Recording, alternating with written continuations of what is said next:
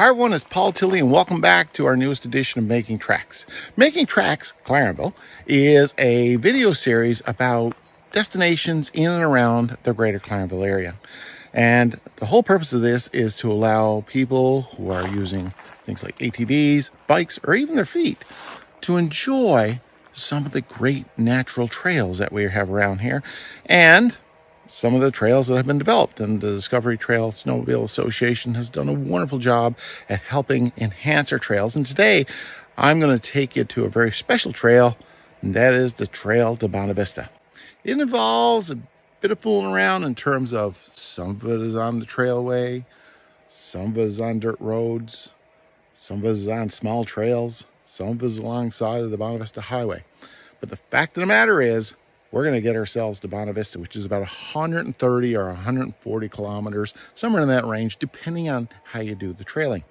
So today I'm going to show you one particular route. And so come along. When you have questions, let me know. Come along and enjoy. And remember, Making Tracks is online. Check it out.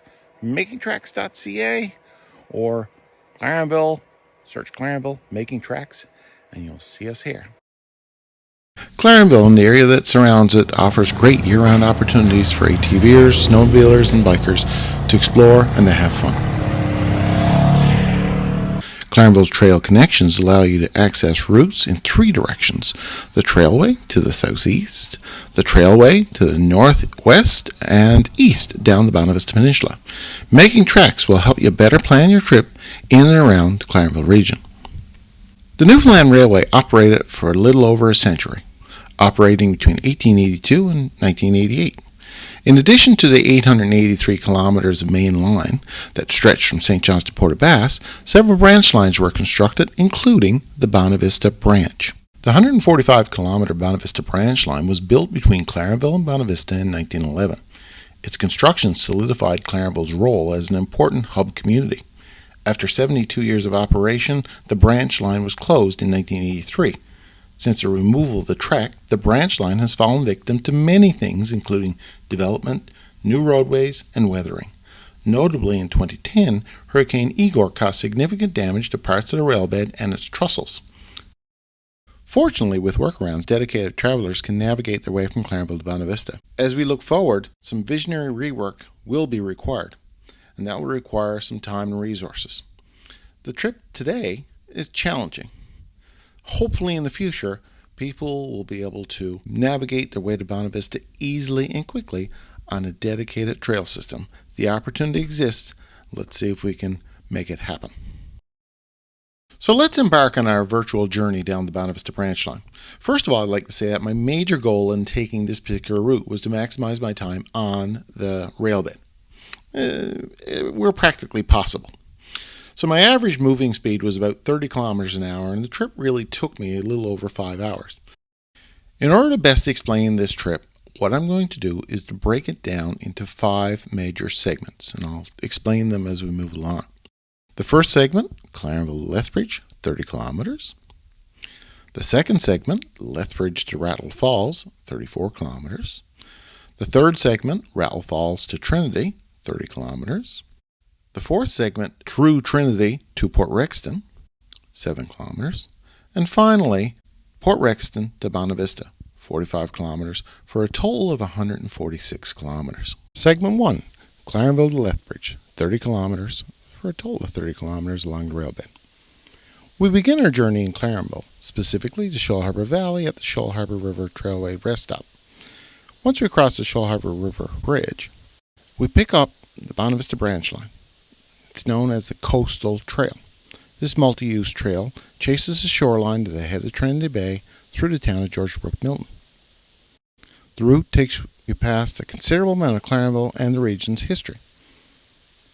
At Huntley Drive, for example, at the Shoal Harbour River, you'll pass the intersection of the Bonavista Branch Line and the Newfoundland Railway. This was also the site of the original water-driven sawmill built in the 1850s by the town's original settlers, scholar John Tilley and his family. Moving east, you'll intersect Balbo Drive. This road was named after pioneering and controversial aviator General Italio Balbo, whose fleet of 24 seaplanes landed at Shoal Harbor in July 1933. They stayed for 2 weeks, awaiting good weather to cross the Atlantic. A little further along, across from the Shoal Harbor Post Office building, you'll find a steam engine from Wiseman's sawmill that operated on the banks of the harbor from 1918 to 1949. You'll also pass the old Methodist cemetery. It looks out over Shoal Harbor and is the final resting spot of Scholar John and his family. Moving further towards the head of Trinity Bay, you'll pass the site of Mill's Siding. This was once a steam sawmill that operated in the early 1900s. It made a big variety of wood products, including barrel stays, and it was large enough in operation to warrant its own railway siding on the Bonavista Branch Line. At the intersection of the trail and Random Island Bar Road, you'll pass from Clarenville to the town of George Brook Milton. Here you'll find a monument to William Epps Cormack. Cormack became the first European who, with guide Joseph Sylvester, walked across the island and mapped much of its interior. Leaving Trinity Bay behind, the trail takes you inland towards Lethbridge on the Bonavista Peninsula through some of the best farmland in the province. So here we are at the 30-kilometer mark, and the 30-kilometer mark is the Dunroven. And the Dunroven is a great opportunity for you to get some gas, snacks, water, anything you need. They got a lot of things in there. You can go in and check it all out. And effectively what we're going to do then is we are going to cross the road right here. You're going to see that Lethbridge recreation area there. That's the road, and we're going to go down that road now for 22 kilometers till we get to Ocean Pond. The second major stage from Lethbridge to Rattle Falls, it's all on dirt forestry road, the Ocean Pond, Lethbridge Forestry Road. Now this road is really in two parts. The first part is 22 kilometers down from Lethbridge to Ocean Pond, and then you turn left at Ocean Pond, and that will bring you back up to the Bonavista Highway at Rattle Falls. So here we are, we're at the T intersection. You can see the Ocean Pond Resource Road sign. We have to go left.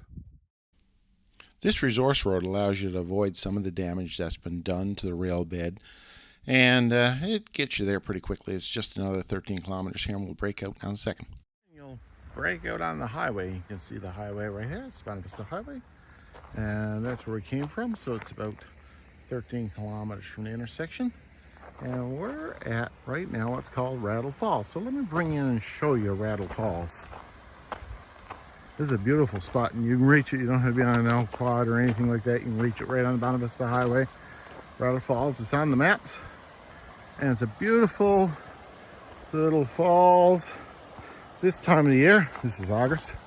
This time of the year, there's not a lot of water on, but a little spot to come for a little dip and spin. And probably take some pictures. As I said at the beginning, my goal is to stay on the railbed as much as possible. So at Rattle Falls, I'm going to reconnect with the railbed by taking a route that's just up the highway and in through a trail, and that will bring me down to almost Princeton. So let's just follow along here and you'll see where we're going. I've got an aerial view here just to show you how far up the highway and what you need to do. And basically you turn in that road there, and that will bring you back to the railbed in a few kilometers. This is the prettiest part of the trail because it brings you through some very scenic territory. Here we're headed north, so we're looking at Bonavista Bay as we move up through here, and you see I've got a drone video just to show you the trail is right below us here, and you're looking at the bay. So trees are growing in, but you know, it's still very nice, and I would suggest that you take some pictures along here. It brings you up north, and then you go back down. You come back down to Princeton Pond, which is what we're seeing here. And through Princeton Pond, you pick up a trail and it's a combination of trail, a bit of railbed, and it's pretty straightforward trail here. And eventually, you'll come back up to the highway, and you got to go down the highway a little bit here. You can see how far it is, and then turn right again. And this trail will bring you right down to the old Trinity Loop Park. And you can see the Trinity Loop. I've shot some video here of the old Trinity Loop Park. That's a must-see spot. You know, a lot of people like to go down there just to see that. That closed in the 1990s, and Hurricane Igor did a really good job on destroying a good bit of the material down there. But it's well worth going in to take a look at it, see it, and before you go out to Trinity. So at the 93 kilometer mark, we've made it to Trinity. And here we are at the intersection. Now comes the difficult part of the trip. We have to go up the side of the road, or up the road through Trinity. We're going to go out to the main Bonavista highway, and we're going to go up the side of the road for a little bit. So watch it here.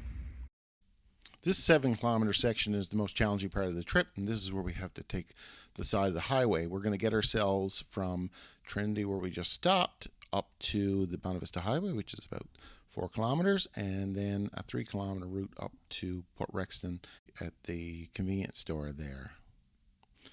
And here's an aerial view of the route that you need to take. And I'll bring you right up to the convenience store there in Port Rexton. From there, easy going. So at Port Rexton, we have 45 more kilometers to go, and it's all on the Railbed. So we're going to get started here at the convenience store, and we're going to find our way along a route that picks us to the trailway. And you can see here, I've got an overhead view. We need to go down the highway just a little tad. There's a little trail there to go down, actually, and that picks right up the trail line right there. Easily done. And that railbed will take you in behind Port Rexton, and from Port Rexton about 20 kilometers down to Port Union, and from Port Union about 14 more kilometers to Bonavista. So what I've done here is I've captured a quick version of what you should be facing here. Port Rexton, you can see that the trail is very good. It gets a lot of use. Lots of people ride on it. And you got to be mindful of there's a few intersections, so be very, very careful of that. But otherwise, pretty good trail. As we leave Port Rexton, we start moving into a more coarser trail, I'll call it. You're going to see water spots and some humps and bumps. So, and a little bit of growing in here. You can see that, but otherwise totally passable. As we move down towards Bonavista, we get more and more boggy areas, and you'll see that there's some water spots there, and particularly it gets humpy bumpy. So you're not going to be going very fast here. You got to go over those humps and bumps. Here we are moving forward again, and you can see that as we move towards Bonavista, again the trail gets a little bit progressively wider, and still some treed in areas, but generally pretty good. And here we are. We can see the water towers of Bonavista, and it is a wonderful trail there. It brings you right to the train station. Well, here we are at the end of the line in Bonavista, the Bonavista Branch Line. 147 kilometers from my starting point in Clarenville. Combination of trailway, dirt roads, paths, side of the highway, these sorts of things get us here. We're hoping that over the next few years this is going to be improved. There's a great effort on part of the various snowmobile clubs in the area, the Discovery Trail and the Bonavista groups, in order to improve it. We have a great potential here to bring tourists and to bring people like us, ATVers, bikers, down the peninsula right to beautiful Bonavista. It's a great ride. If you have an opportunity, check it out, try it for yourself, and ride safe. Thanks a lot. I'm Paul Tilley. Thanks for watching Making Tracks Today.